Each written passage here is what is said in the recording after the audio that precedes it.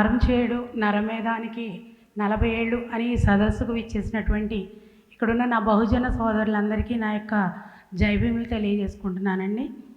నాకు అంటే నా అనుభవం చాలా తక్కువ మీ అందరి ముందు, కానీ నా ఎక్స్పీరియన్స్ ఈ దళిత ఉద్యమాల్లో కానీ బహుజనులతో కలిసి ట్రావెల్ చేసిన ఉద్యమాలే నేను చెప్పదలుచుకున్నాను. ఇంతకుముందు మేడం గారు కానీ సులోచన గారు కానీ మాట్లాడినప్పుడు నాకు చాలా దుఃఖం వచ్చిందనమాట. ఒక ఒంటరి మహిళగా బహుజన ఉద్యమాల్లో కానీ ఈ యొక్క ఎస్సీ ఎస్టీ ఈ సమస్యలలో తిరుగుతున్నప్పుడు వాళ్ళ మీద వచ్చేటటువంటి అపవాదులు కానీ వాళ్ళ మీద వచ్చే చెలోక్తులు కానీ అది భరించి తట్టుకోవడం అంత సామాన్యమైన విషయం కాదండి. మార్నింగ్ నేను సులోచన గారి ట్రైన్ దిగినప్పుడు ఆవిడ ఫేస్ చూసినప్పుడు చాలా నిర్మలంగా చాలా చక్కగా ఉంది ఆవిడ ఫేస్. అంటే ఆవిడ గురించి కొంచెం మేడం చెప్పారు నాకు ఈ 2 రోజుల్లోనూ. కానీ ఇక్కడికి వచ్చిన తర్వాత ఆవిడ ఫేస్లో ఉన్నటువంటి అలజడి కానీ ఆవిడ ఆ యొక్క బాధలో ఉన్నటువంటి అనుభవించిన గాథని ఆవిడ తలుచుకుంటున్నప్పుడు తనని తను కంట్రోల్ చేసుకోలేనటువంటి పరిస్థితుల్లో ఆవిడ ఇప్పటికీ ఉంది అనేది నన్ను చాలా బాధిస్తుంది. కానీ అలాంటి పరిస్థితుల్లో ఉన్న మహిళకి అండగా నిలిచి భగత్ సింగ్ గారు నిజాయితీగా ఆవిడతో జీవితాన్ని పంచుకున్నందుకు నేను శిరస్సు వంచి నమస్కారాలు తెలియజేసుకుంటున్నాను సార్. అలాగే నిన్న సీతామహాలక్ష్మి గారు మాట్లాడుతూ కూడా నిన్న మాట్లాడారు, ఈరోజు కూడా మాట్లాడారు. మేడం గారు నాకు 5 సంవత్సరాల క్రితం పరిచయం. నాకు ఆవిడతో పాటు నేను చాలా ట్రావెల్ చేశాను. ఎవరైతే మహిళలు చాలా అరుదుగా వస్తారు బహుజన ఉద్యమాల్లోకి, వాళ్ళకున్న జీన్స్ అవనివ్వండి, వాళ్ళున్న కుటుంబ నేపథ్యం కానివ్వండి, వాళ్ళు ఎదుర్కొన్న పరిస్థితులను బట్టి కానీ వాళ్ళు ఈ యొక్క సామాజిక ఉద్యమాల్లోకి వస్తారు. వాళ్ళని ఎవ్వరూ స్వాగతించరండి. నేను అంతకుముందు ఒక సామాజిక కార్యకర్తగా నేను వెస్ట్ గోదావరిలో చాలా పేరు తెచ్చుకొని ఈ యొక్క SC ST vigilance and monitoring కమిటీకి చాలామంది మగవాళ్ళు మినిస్టర్స్ దగ్గర నుంచి ఎమ్మెల్యేల దగ్గర నుంచి పైరవీలు చేసి లెటర్స్ తెచ్చుకొని ఈ యొక్క పోస్ట్ సంపాదించుకున్నది. చిన్నదే అయినప్పటికీ ఈ బహుజన జాతికి చేయడానికి చాలా అవకాశం ఉన్న పోస్ట్ అనమాట.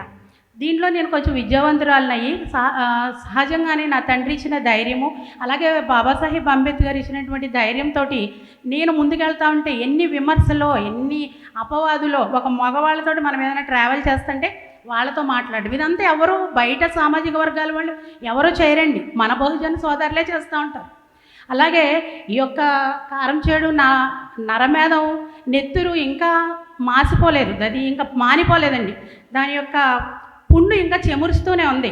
నిన్న మొన్న మాకు ఆరవెల్లిలో జరిగినటువంటి సంఘటన అవనివ్వండి, మల్లాం గ్రామంలో జరిగినటువంటి సంఘటన అవ్వండి, అక్కడికి వస్తూ ఉంటాం. ఏదంటే మేము ఒక మెంబర్గా గవర్నమెంట్ మెంబర్గా అక్కడ వివక్ష జరిగినప్పుడు లేదంటే అట్రాసిటీ జరిగినప్పుడు అక్కడికి వెళ్తూ ఉంటే అక్కడికి రకరకాలైనటువంటి వ్యవస్థలు, ఒక జాతీయ నాయకుడు అంటారు, ఒకళ్ళు రాష్ట్ర నాయకుడు అంటారు, చాలా సంఘాలు వస్తాయి. కానీ ఎవరు అక్కడ సమస్యను పరిష్కరించే దిశగా కృషి చేయరు.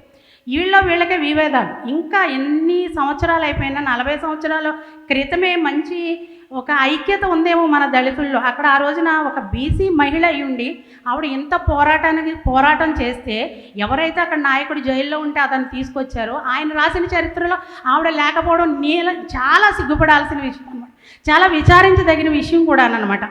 మరి ఇలాంటి స్థితిలో నుంచి మనం ముందుకు రావాలి. ఎందుకు ఇంకా వివక్ష గురించే మాట్లాడుకుంటూ ఉండిపోతున్నాం మనం? ఆ వివక్ష మనలో ఐక్యత లేకపోవడం వల్ల ఈ యొక్క ఎవరైతే బహుజనులు ఉన్నారో, ఒకవేళ నేను మాట్లాడింది మీకు తప్పుగా అనిపిస్తే నన్ను క్షమించండి. నేను గ్రాస్ రూట్ లెవెల్లో నేను పనిచేస్తున్నాను. నేను చూస్తూ ఉన్నాను ఎక్కడ ఒక యూనిటీకి మీదకి రారండి. ఒక వర్గం వచ్చిందంటే ఒక మాల మహానాడులో ఒక జాతీయ నాయకుడు వస్తాడు, ఒక రాష్ట్ర ఇందులోనే మళ్ళీ 2-3 వింగులు అనమాట. ఇతను పనిచేస్తుంటే వీడికి పేరు వచ్చేస్తుందేమోనని ఇతను మాట్లాడుతూ ఉంటారు. ఈలోపు సుధామ వెళ్ళిపోతుంది, సుధామకు పేరు వచ్చేస్తుంది, సుధామ మీద ఎలా బురద జల్లాలి. ఎందుకంటే అక్కడ ఉన్నటువంటి హైయర్ అఫీషియల్స్ అందరికీ సుధామ అంటే ఏంటి తెలుసు, సుధామ జెన్యూనిటీ తెలుసు కాబట్టి ఆ మురికి నాకు అంటలేదు కానండి. లేకపోతే వాళ్ళకి చరిత్రహీనులుగా మార్చేసేటటువంటి దౌర్భాగ్యులు మన జాతిలోనే ఉన్నారనేది నేను చెప్పడానికి సిగ్గుపడట్లేదు. దయతో నన్ను మన్నించండి. ఎవరైనా ఆడవాళ్ళు వచ్చినప్పుడు వాళ్ళని స్వాగతించి వాళ్ళ యొక్క జీలను ఉపయోగించుకొని మన జాతి సముద్రానికి కృషి చేయాలి. ఇది ఆ సందర్భమే అయ్యి ఉండొచ్చు. కారంచేడు చరిత్ర నాకు చాలా తక్కువ తెలుసు. మీ ముందు నేను మాట్లాడగలిగే స్థితి కాదు కాబట్టి నోవే డేస్లో ఉన్న బహుజనుల పరిస్థితి గ్రాస్ రూట్లో ఎలా ఉన్నది అనేది నేను చెప్పదలుచుకున్నాను. నాకు ఈ అవకాశం ఇచ్చినటువంటి భీమ్సేన్ వారికి ధన్యవాదాలు తెలియజేసుకుంటున్నాను. థ్యాంక్ యూ సో మచ్ అండి. Thank you madam.